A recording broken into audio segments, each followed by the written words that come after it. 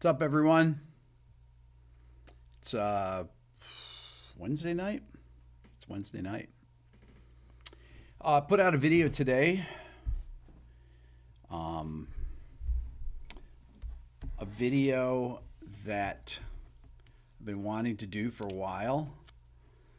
I actually made a video or I talked about the bridge of this song for Bilbao, this Pat Metheny song, and I kept thinking, okay, I'm going to make a video on this solo because I love this solo. I love Pat's solo on that. But finally did it. The solo is, as I say in the video, is unplayable. I can play certain. This is interesting. So, if I was 17 years old and had all the time in the world, I could learn a solo like this probably. But to play it actually with the album is virtually impossible. That's why there are no versions of it on YouTube. I actually punched in a spot and I said there are Michael Brecker versions of it, people playing Michael Brecker's solo on it from a totally different recording that he on one of his solo records, and he loved to play that tune along with it. So I just wanted to make that video. I don't know why. I mean, part of the whole idea of the channel is to try and expose people to things that they may not have heard before. But I've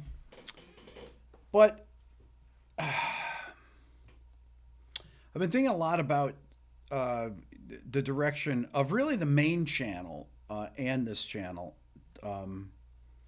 I've done so many interviews lately. I interviewed Rick Wakeman yesterday, which was fascinating. And that is, we haven't even dumped the footage in yet, but I probably am going to have I'll probably have a short based on that. I did a great thing. He was playing. I got him to play the B3, and we did it at the Studio Tree Sound here in Atlanta. And I got him to play the B3, and he was like, "Okay." I was like, "This is great." It's like he hasn't played a real B3 in a long time. Okay. It was he was just getting his sound together, and then he played Roundabout, and he played the solo from Roundabout. Just he hadn't played it in a long time, and he just was getting the sounds and everything. It was amazing to see him play it. He just whipped it right off, no problem. And he said, "What's up, Deb?" And he said that he, when they originally recorded it, it was his first take on it, and he said that Bill Bruford said he goes, well, I'll now practice with it a little bit, and then we'll record it. And Bill Bruford's like, no, that's the take. What do you mean? That's the take. And he said he was so glad that Bill had him keep that. He was great. He told some amazing stories. Amazing stories. And it was very fun hanging out with him. I had an incredibly good discussion. It was like 2 hours or so. So that's one of those things that I'll be curious to see what you guys think when you see the interview. So we recorded it here in Atlanta at Tree Sound, which is a studio that I used to work out of. That me and GL that records a lot of the videos here. We worked there for 4 years. I rented a room. I rented 2 rooms there, from I think it was 2000 until 2004. And I went back and I filmed a little video of. I took videos of my old control room and ISO booth. My ISO booth was 5x9, just tiny. You could fit a singer, and then you'd have to move the amp out, or move the singer out and put an amp in there by itself. And it got to be where I needed more room, which is why I got this studio. which is why I built the studio here. So, uh, but what was great about it is that it's a big room, and we had the piano mic'd up, and he played a lot on the piano. And then we also had this great B3 with a Leslie, and you know, it was fascinating just to watch him get his sounds on the Leslie on the Hammond. It was great. I mean, it was really like watching somebody that's a workman. And he talked about session playing in the 60s and the 70s, pre Yes, and what was going on. Really interesting. Really interesting. So, so I so I'm need some feedback. Aaron put in the Halloween sale here. Aaron's moderating it. I've got my sale going 80% off all 5 of my courses through tomorrow night. Um, the sale ends. Been running it all week. Our Halloween sale. The Beato book interactive ear training course, the Quick Lessons Pro guitar course, beginner guitar course, and the arpeggio master class. All of those together. Great deal. So I wanted to get some feedback on the direction of the main channel and this channel. I think I know. I kind of know what's going on with this channel. I've got some more original content for this channel. I want to really get this up to 1 million subscribers. It's pretty amazing. We're at about 721,000. And if you haven't subscribed here and you're watching this, if you haven't subscribed here, would you even be? How would you even be on this? Is there anyone that's not subscribed here? Terrence said, "Be yourself," but um,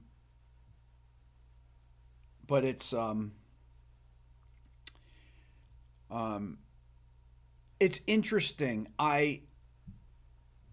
The traveling for these interviews is it's tough to do that. Like I just did, I just went to see David Gilmour in LA this past weekend. I don't know if the interview's happening with him, um, but maybe it might happen. Um, so I think that one of the things that I don't want to have happen, I don't like I don't like doing negative videos. I like to try to keep my what I'm doing positive. If there's something that I have a critique of with the music business or something like that, um,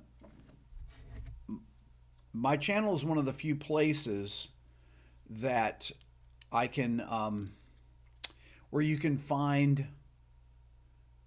critiques about things that are adjacent to music learning. Let's say,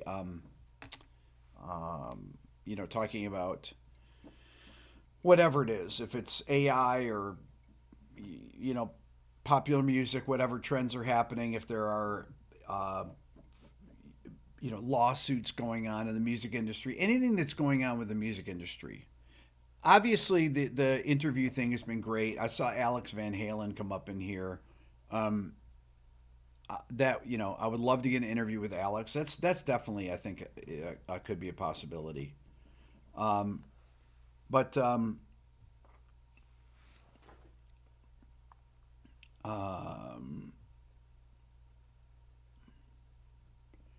let's see here.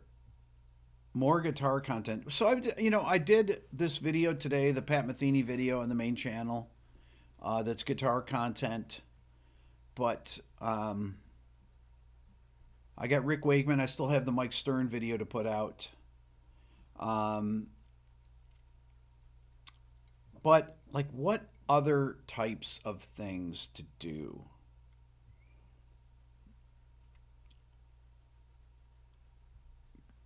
Let's see here. I'm reading the comments here.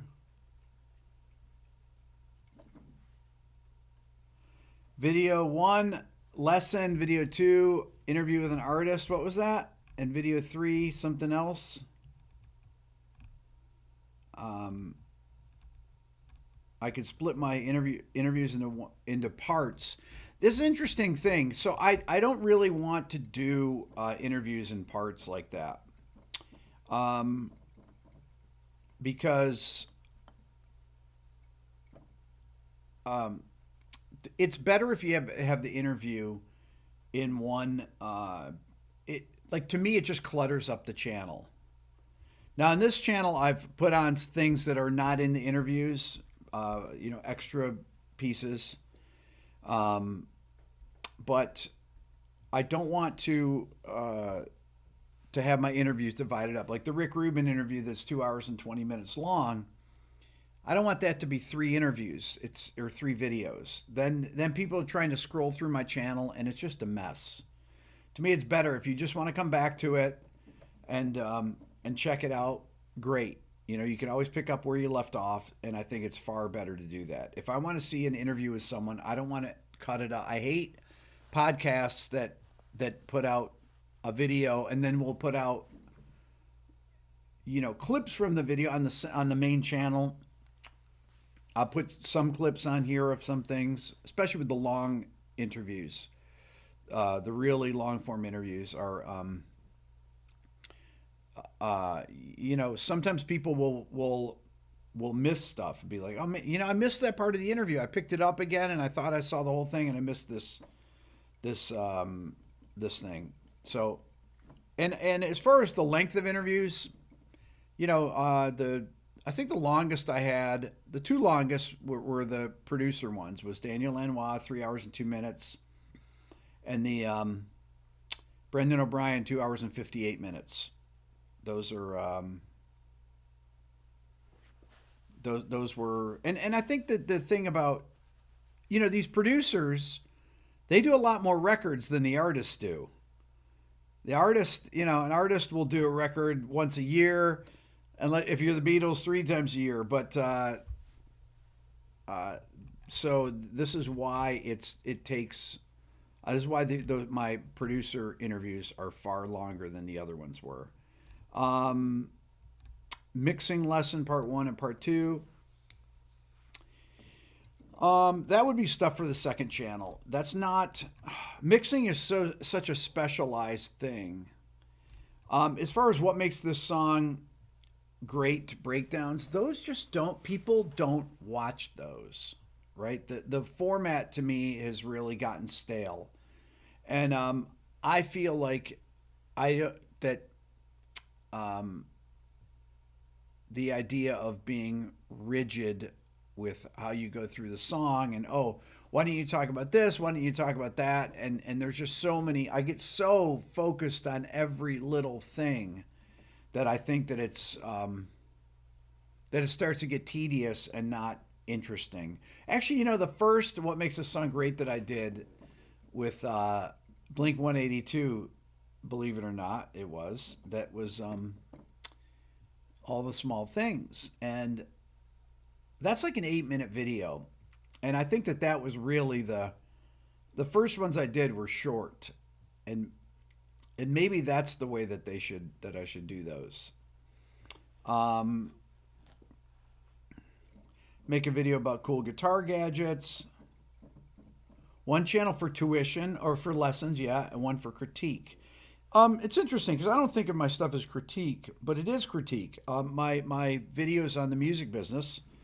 John, thank you so much. Like Johnny Carson used to introduce new comics.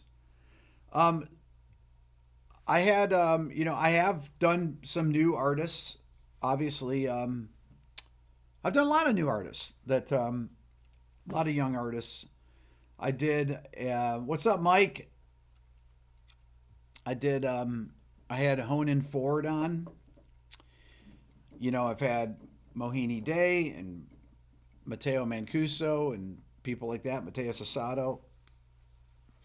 I just had Mike Dawes on again with his new record. But if I go through and look at the videos I've done recently, this it took 15 people to write this song video about the Coldplay song. And this is basically music commentary about how um, having 15 co-writers on songs is not something um, that is just not uncommon nowadays. And um, um, David says, "Are you losing subscribers?" I'm gaining about 2,500 subscribers a day. That's pretty much what the main channel is. And this one, um, I'm gaining the some days I gain 5,000. So um, my channel's done the best it's ever done over the last, I'd say, probably this year is best it's ever done by a lot actually. I probably had the most views I've ever had in over the past year. What are we in? October, almost November or so. And it's interesting. The last month I've had about 35 million views on the main channel, which is great. Most I ever had in a month was about 40 million views. So this is really right in line with everything else. But the um, but it's been difficult with the traveling. The going to LA for 3 days. It's tough. It's really the David Gilmour concert was amazing, absolutely phenomenal. I got to have dinner with Thomas Newman. The first night I was there, I I've been pretty much every time I go to LA. Tom and I, if I'm there for a few days and he's free, we get together and hang out. And he's what an amazing guy, and not only one of my all-time favorite composers, film composers, but he's also the just absolute greatest guy. So interesting. Um, let's see here. This is AZ says continue to interview drummers. I think the Incubus drummer. Okay. I've had a lot. I've definitely done a lot of drummers. I hope the next drummer that I interview is Alex Van Halen. There's a great video that I saw an interview with him. Some clips that my brother John told me about today. I watched a few clips from it. That was excellent. Um, Fascinating to hear him talk about he and Ed and the band. It was so interesting. Trevor Horn would be great. I'd love to make that happen. I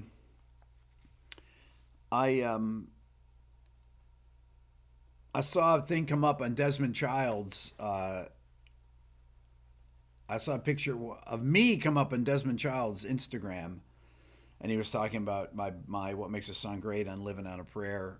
Um, and I worked with Desmond back in the early 2000s. I definitely should have Desmond on. Trevor Horn. I'm going to write some of these things down. Brian Eno. I would love to interview. I'm going to make my list here. Hold on. Trevor Horn, new paragraph. Brian Eno. Guthrie has not been on my show, Guthrie Govan, but I'm trying to get Guthrie. Oh yeah, try to get Geddy Lee and Alex Lifeson. I'm working on that. See that? I'm taking notes. Let's see here. Now you guys are just going to put people's names. Okay, so don't just put people's names. I know the people that I hold on. Eddie Kramer. Um, I know the people that I need to get on. I'd really like to know uh, ideas on. Oh my God! It wasn't me. What are you crazy or what? There's a man. That's awesome. Appreciate that. Um, wow, unbelievable. That was quite a super chat again, Mister Super Chat there. Um, but I'd love ideas for particular videos. Do you remember when I made a video about the acoustic guitar sound from Ramble On, for example, recreating the sound, or the snare sound of Alex Van Halen that I did, um, and digital versus analog effects for guitar. Now, you see, here's the thing: is that one of the difficult things is there's a lot of channels that do guitar stuff like that. A lot of my friends' channels that do guitar stuff like that. Um, I have a video I did with Tim Pierce. Tim was here last just a few days ago, and we did a video together that I haven't put out yet, where he's testing out a bunch of my amps and gear, and it's very cool. That'll be out pretty soon. What about song arrangements and production? Yeah. Um, a video on the Hammond B3 organ and how skilled you have to be to play it. I should have done that with Rick Wakeman. That was amazing. I actually it was great at going to Tree because the guy that's the tech in town that teched my Leslie cabinet and Tex B3s was there, and I saw him, and I'm gonna get him to come over here and tech my Hammond M3 there. More interviews, less Spotify top tens. I only do a Spotify top 10 every 4 months, so I'm not really gonna do less than that. More metal. Let's see here.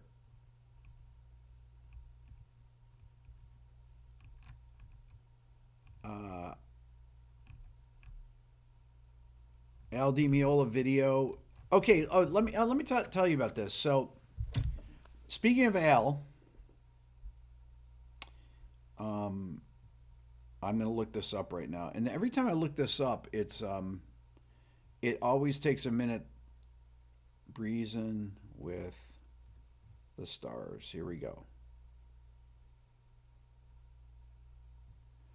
Okay, so January 3rd, I don't know why this website always takes a while to load here. January 3rd through 6th, I'm going to be in Phoenix. I might have said this the other night, at this place called the Wigwam Resort. Okay, oh man, this really bugs me I don't know why this website does not load on my phone. Um, I'm gonna look it up let me try and hear. Reason with the Stars. I want to tell you about this here because it's the lineup is amazing. I'm the MC of this George Benson thing. It's 4 nights, 4 days and nights. Okay, here we go. This is loading now. It's called Breezing with the Stars, January 3rd through 6th. And oh my God, this thing doesn't load. Come on, load.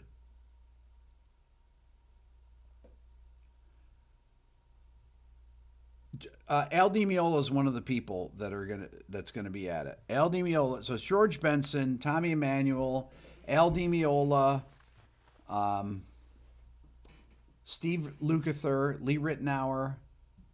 Um, does not load. Oh, let's see here. Let me try this. Breezing with the Stars.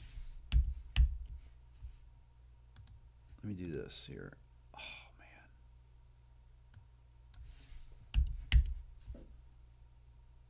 man. Images. Let's see if it says. Okay, here we go. 4 days and nights. Tommy Emmanuel, Steve Lukather, Stanley Jordan, Patty Austin, Lee Ritenour, John Schofield, Esperanza Spalding, Andy Timmons, Corey Wong, Greg Phillinganes, Um,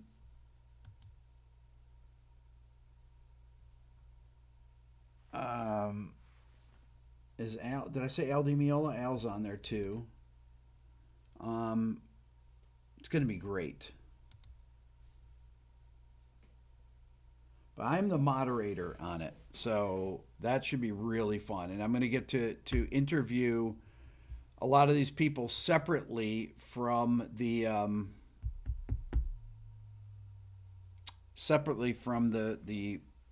from doing the actual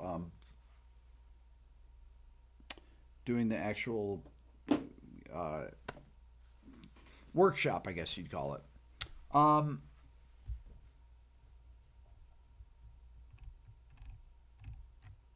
will I go see Oasis next year? Dylan Sheridan asked. I'd love to go see Oasis. That'd be great. Milton Nascimento, Pat Metheny video. Deb, let's see what Deb says here. How how to get out of musical ruts. How to move from beginner to intermediate on your acts. How to know when you're improving. That's really interesting. Playing music you hate. Why it's important. YouTube won't let me do more. Playing music you hate. Why it's important. That's a really interesting topic. Uh, it's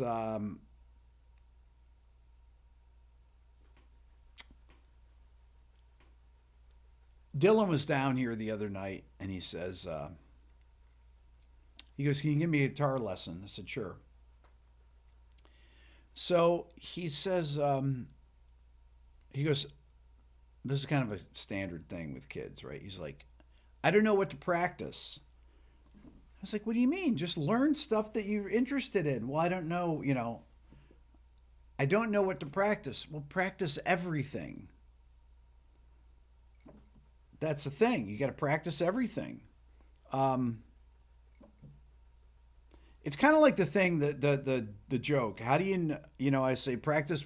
Don't practice what you know. Practice what you don't know. Metheny said that in my new video today, and and somebody said to me once, "How do you know what you don't know?" Which I thought was hilarious. How do you know what you don't know? But those are the things to practice. Practicing stuff you hate. Um, when I saw Sting when I was in town when Sting came to town last week, I went to the show and I went to the sound check and uh, Tim Pierce and I and Tim's wife were at the sound check and we were checking out Dominic um, Dominic Miller's guitar rig, and then afterwards Dominic was like, a I'm going to do a my warm ups. So he did these warm ups, and I was thinking like I probably have seen the warm ups he's gonna do. I do these kind of chromatic warm ups, but I had never seen anything like this. He did the coolest warm up ideas. I mean, really cool warm up ideas. And he said he does these every day before his gigs, and they were really complicated. It was very cool. So I filmed him on there, and I just need to sit down and practice them. But he does these really cool interval warm ups that Dominic is so accurate. Wow, what an amazing player! I love Dominic's playing, kills me. Let's see here. Can we bring back Aiden Essen? Those early videos of his genius and your friendship were amazing. Are you guys still in touch? Aiden and I are still in touch. Um, I have yes, yeah. I'm gonna have Aiden. Love to have Aiden back on. I was just listening to Aiden about a week ago or so. I was going through some of my old hard drives. Have I seen the Metheny warm up? I have seen the Metheny warm up. I saw him warm up when I did the interview with him. He warmed up. Um,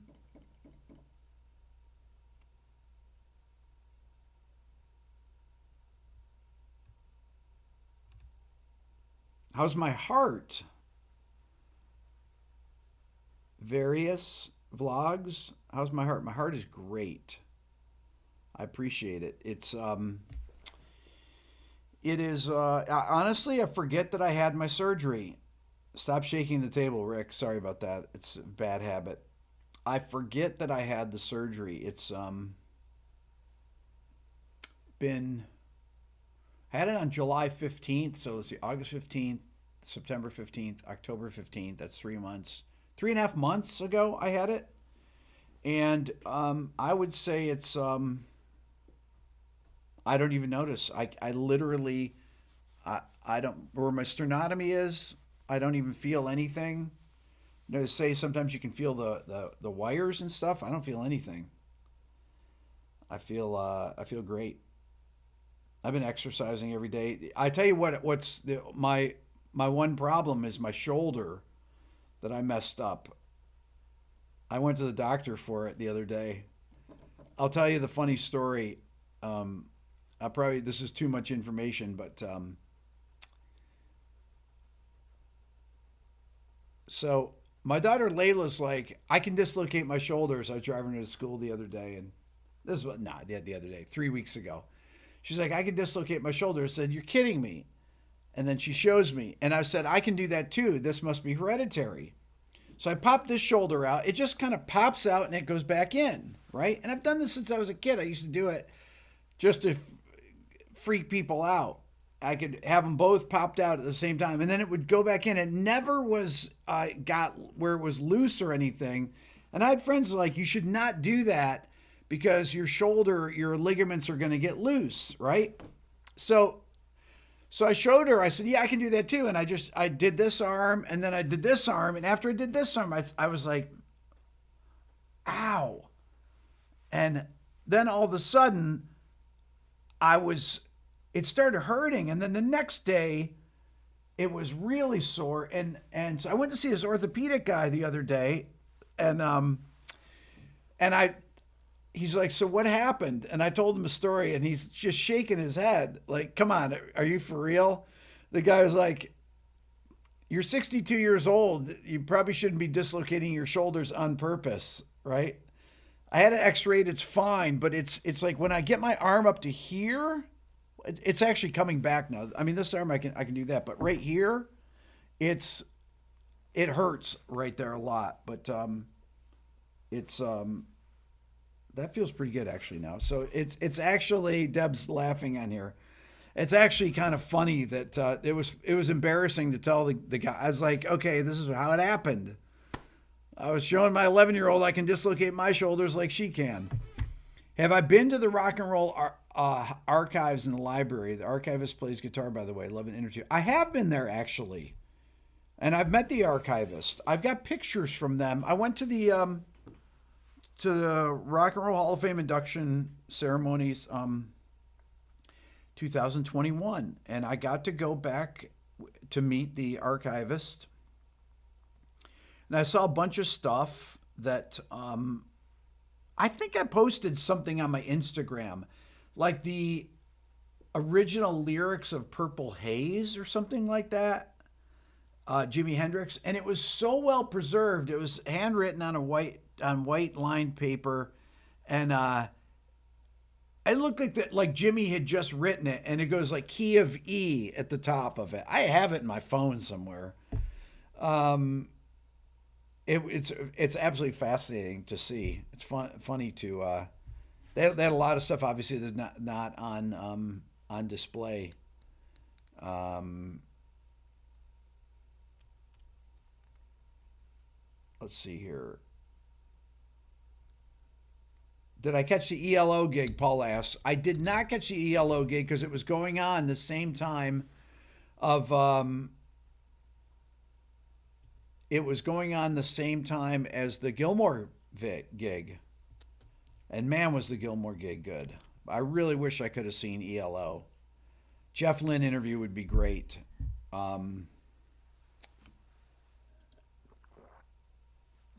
of course, I remember Tommy Bolin. Trevor Rabin interview. Um, um, A video about 432. I did one. Look it up. Josh, quit saying Nick Johnston on here. I know Nick. If when Nick comes to town here, I'll definitely have him on. You don't have to keep putting it in there. I see it. Um, Nick's a great player. Um,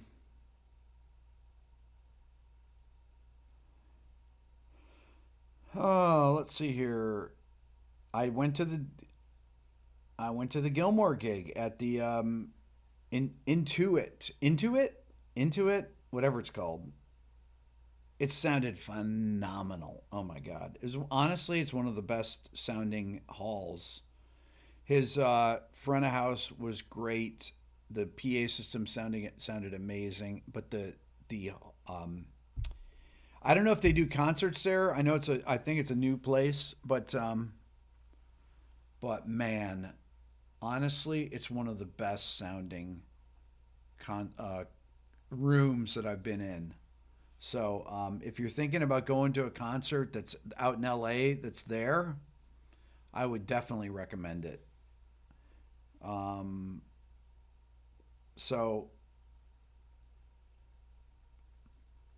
any interest in interviewing Nile Rodgers? Yes. Um, his publicist is the same one as David Gilmour's, as a matter of fact, who I who I saw at the gig.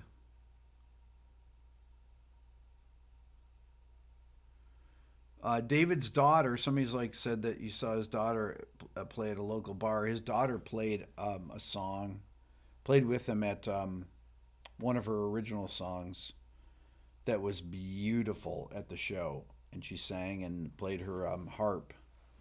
Absolutely beautiful, and he played an amazing solo on it.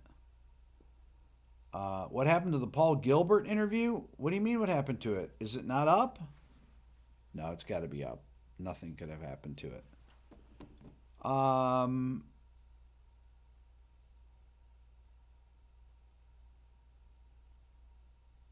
have I ever seen John Mayer live? Of course, I've seen John Mayer live. I saw John Mayer live before he even had a record deal. Um, that one is still up. Okay, good. What about a collab with Open Studio? Peter Martin. Oh man, I love Peter. Peter's amazing. I know Peter, and I'd love to have Peter on. Um, when is the Mike Stern interview coming out? I hadn't shot the intro and outro to it. That's why but I finally did it. That's why it hadn't come out yet. Um, what else here? Can I do anything related to the Grateful Dead? How Jerry's solos over chord changes? I had the Grateful Dead in a video. I did a Grateful Dead video way early in the channel, and it got blocked. And I've never done another video on the Grateful Dead after that. Now I don't know if a video would get blocked or not. I haven't had a video get blocked in a long time. Um, so maybe that's something I could do. Aloha says Stone Rose's first album, like that, like that. I have a series. I have a new series I'm going to start filming. That I don't want to say what it is here, but I have I think it's going to be a really good series. Um,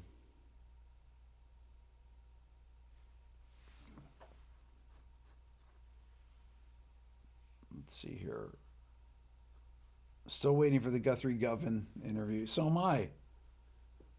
Um, Tour your guitars, make, model, year, plug them in. Let's hear them. Um, I have done a couple videos like that. Not in a while. Um, but the video I have coming out with Tim Pierce, we go through a lot of gear, and we're recording in the control room.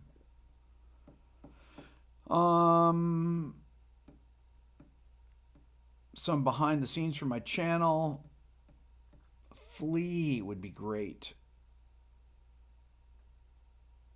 Am I friends with the Nashville YouTube guys? I know all the Nashville YouTube guys, pretty much. Terry Date would be a great interview. I'm going to write that down. I tried to get Terry Date on. I emailed him. Let's see, Terry Date. And he responded. I wonder if he's in my. I'm searching my email right here. It was years ago. Let's see if it comes up. Terry Date.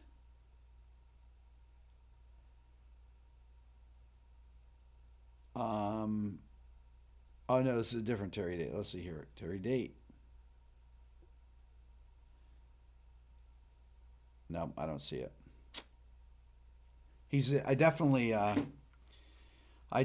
have been in contact with him about something. I had a question that I asked him for a video a long time ago, probably 2019, a long time ago, and that he answered. I emailed him and he sent me the answer, and I don't remember what it was for. It might have been about Deftones or something. I can't remember, but it was. But he got right back to me. It was very cool. Billy Strings. I definitely am going to have Billy on. I've been in contact with him. Brian Beller from the Aristocrats. I know Brian very well. The last couple times that Brian was in town, I was either out of town or he was in town right after I had my heart surgery, and I wasn't really doing anything. I couldn't really do anything. So I love Brian. He's an amazing player and a great guy. Interview Billy Cox. That would be cool. Victor Wooten. Okay, so I have probably 4 videos with Victor Wooten on my channel. Just search. Bumblefoot is a great guy. He's an awesome guy and a phenomenal player, and I will have him on for sure. I've talked to Ron about this probably 6 months ago or so. I need to get him on. Stop tapping my leg. It's shaking the camera. I'm trying not to. It's just a habit. Man, this is really crazy. How about showing how a recording session works? I kind of did that. I did that video from Nashville on the main channel. That, what was it called? How to do something about a Nashville session? I can't remember the name of it. Something about a Nashville session, I think.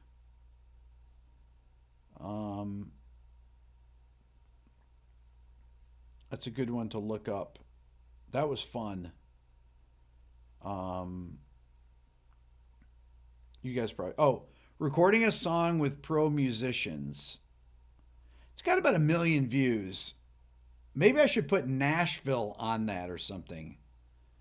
Is that session ever going to come out? No, we never finished. I mean, those were just rough tracks, basically. It was essentially a kind of a demonstration on how Nashville players come up with their parts. It was really interesting. But I'm going to change the title. I'm going to add that the Nashville. I'm going to add Nashville to the title. There is nowhere else really. It's not like there's sessions going on in LA, so it's not even a thing. Nashville is one of the few places that actually have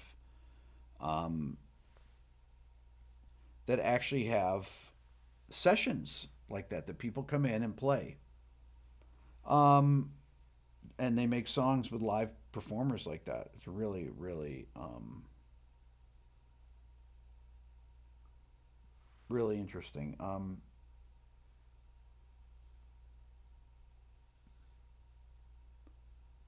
Who would I have interviewed me?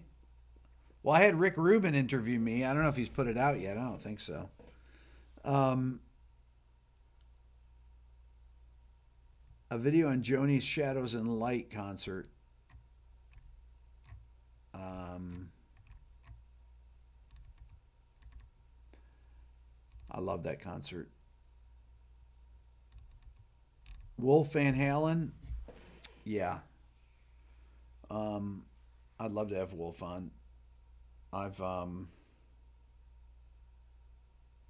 I've talked with Wolf about having him come on. A lot of this stuff is just the timing of when these things happen.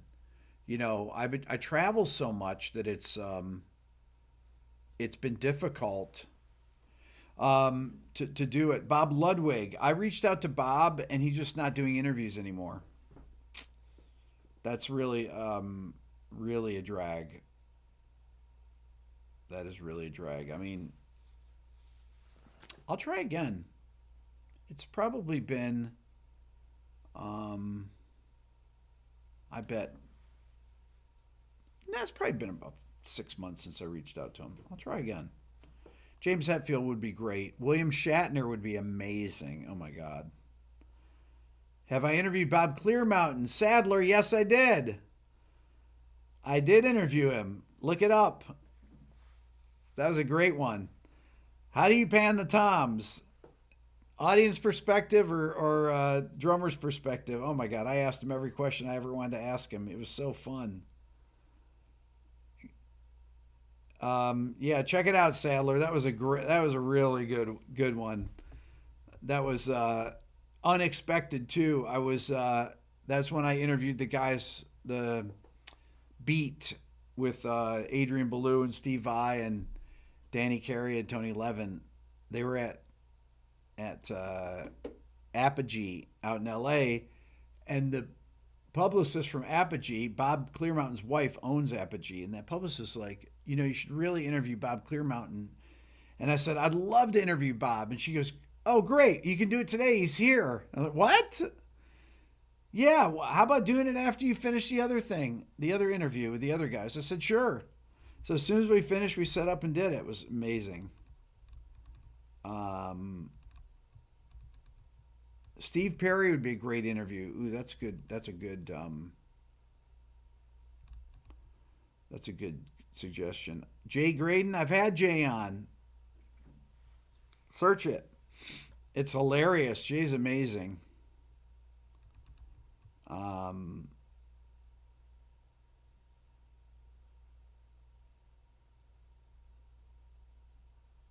Let's see here.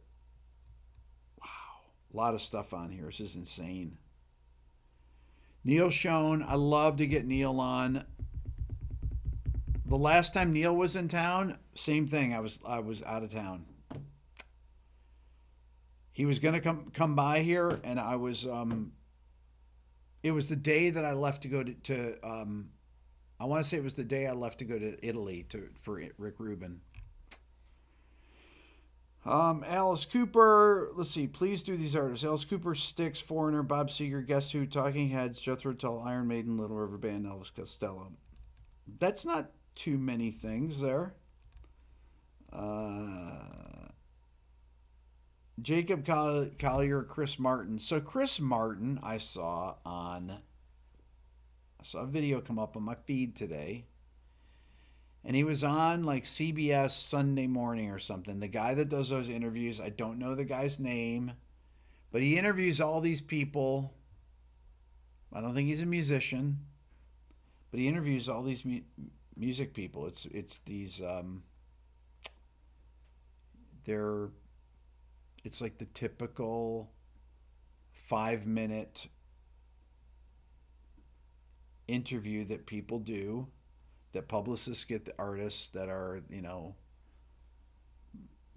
don't want to say anything bad about it, but it's just those kind of typical interviews about nothing. They probably shoot a lot of stuff that's interesting, and then they cut it all out because they got to make it I saw Eddie Vedder on there. I saw tons of people. They got to make it fit in a 5 minute segment. Softball interviews. Thank you, Sadler. That's what it is. It's just these softball. They're just promotional interviews.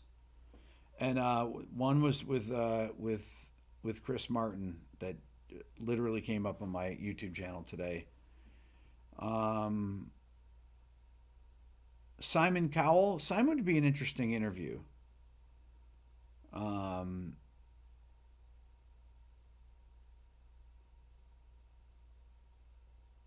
let's see here.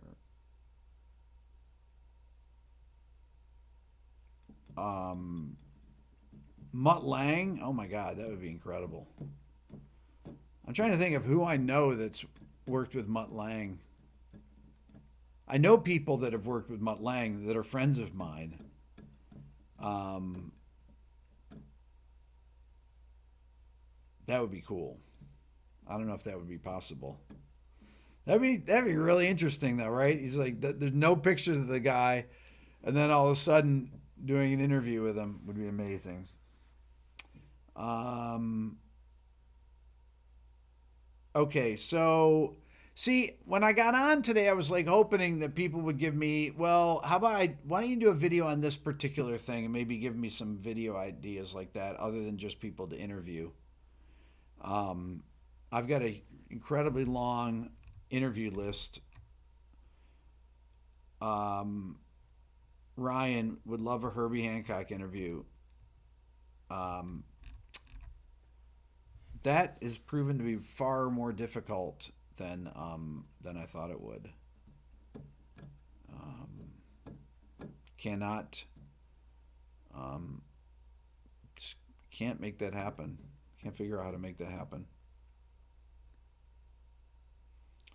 Um,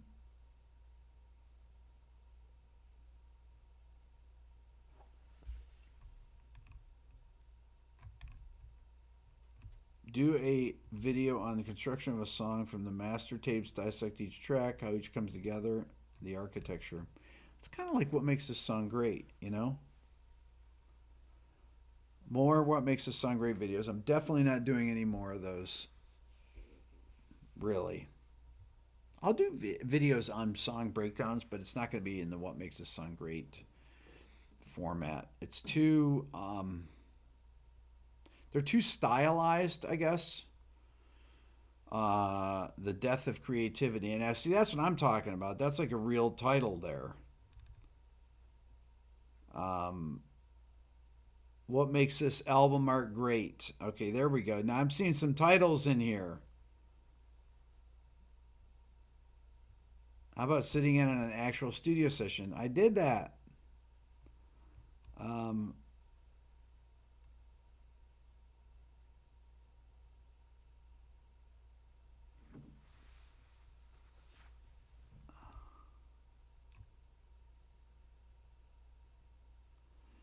let's see here.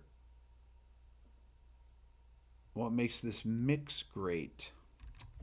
You know what's interesting about that? I just saw a video on the fact that 80% of people listen to music on their phone. Now, I don't know if that's that they're listening to music with earbuds on their phone or they're listening through the phone speakers. But I have a feeling it's people listening through their phone speakers.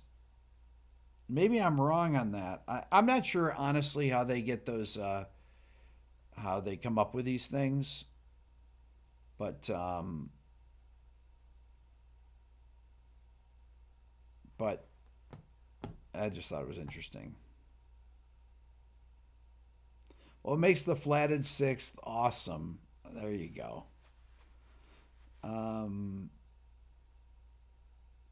that's so sad. That there you go. Car stereo. A lot of people. Hold on. Lots of people listening on their phone speaker as background.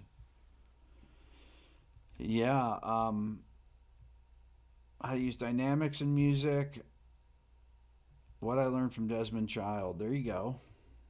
I'll tell you one thing I learned from Desmond about songwriting was how he does his works on lyrics. This was fascinating. Uh, Desmond, when he has a melody, he writes little slashes out for the that encompass every note of the melody and all the syllables of the lyrics. And so this is how we worked on lyrics: is that we would fill in these things that so that the melodies on the first verse and second verse would have the exact same number of syllables, and and the melody would be exactly the same. It was fascinating to see this. Really interesting. Um,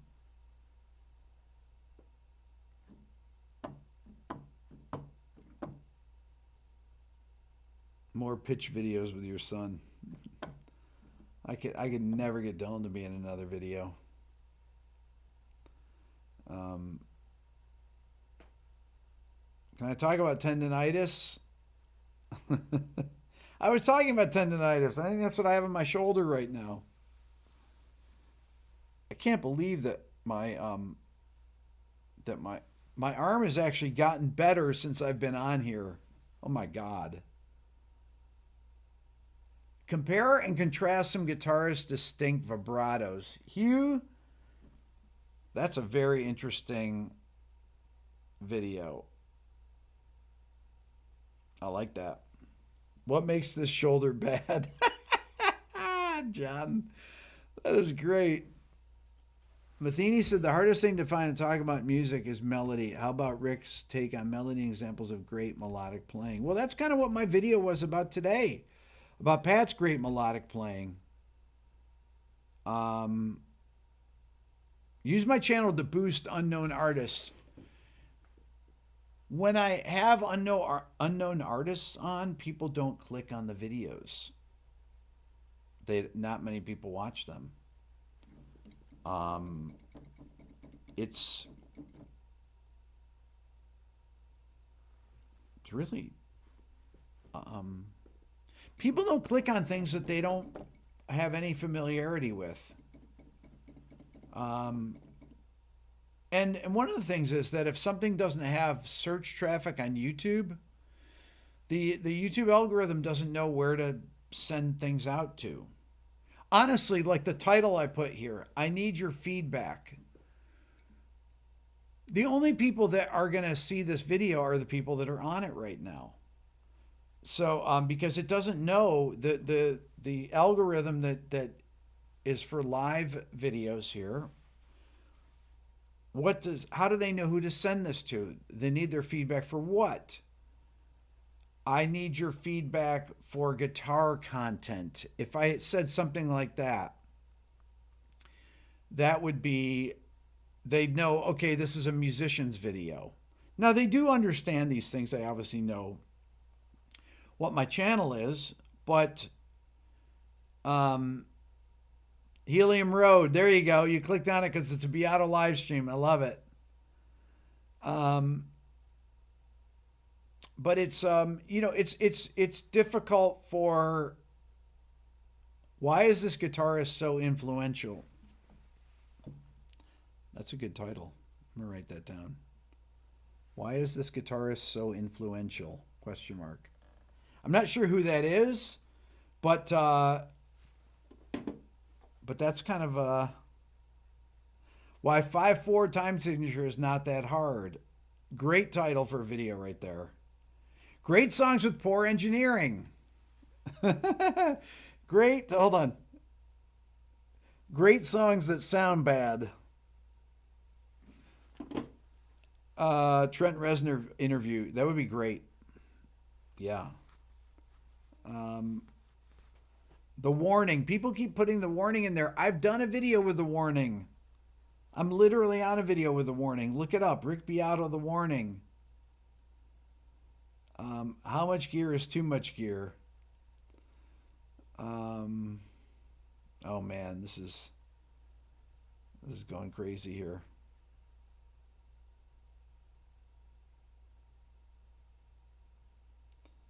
Okay, now it's getting to the point where I can't I can't follow this. Oh my gosh. Worst time signatures. All right. Well, I'm going to go. It's been 1 hour. It's 9 seconds from 1 hour. You guys are the best. I've got my sale going on through tomorrow night, my Halloween sale. If you want to get all my courses at a huge discount, 80% off, go to rickbeato.com. You can get it there. It's a great deal. Help you become a better musician. Great to see you guys. Have a wonderful rest of your week. And if you haven't hit subscribe on here. Leave a comment afterwards, all right? We'll see you guys. Take care.